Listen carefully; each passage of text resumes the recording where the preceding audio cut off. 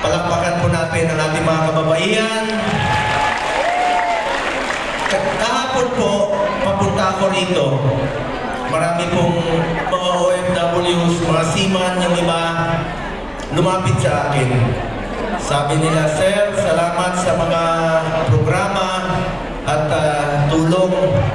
Sa panahon pa dati ni Pangulong Duterte hanggang ngayon, sa Malasakit Center, sa pagpapauwi niyo sa amin nung panahon ng pandemya sa mga tulong. Huwag ho kayong magpasalamat sa amin ni Pangulong Duterte. Sa totoo lang po, kami ang dapat magpasalamat sa inyo dahil kami po isang probinsyano na binigyan niyo po ng pagkakataon na makapagserbisyo po sa inyo. Maraming salamat po sa inyo lahat. Mga OFWs, salamat po. Ang hirap pong mapalayo sa pamilya. Hindi po nababayaran ang lungkot.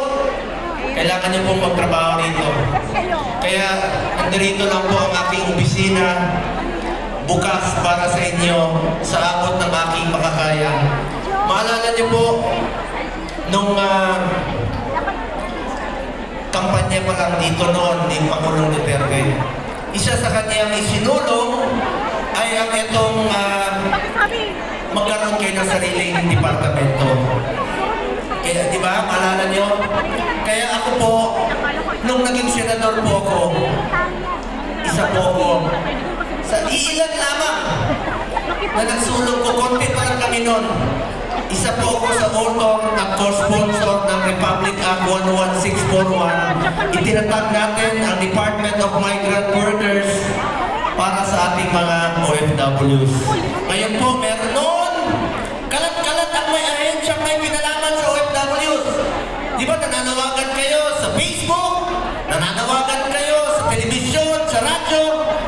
Ngayon po, meron ng isang departamento para sa inyo.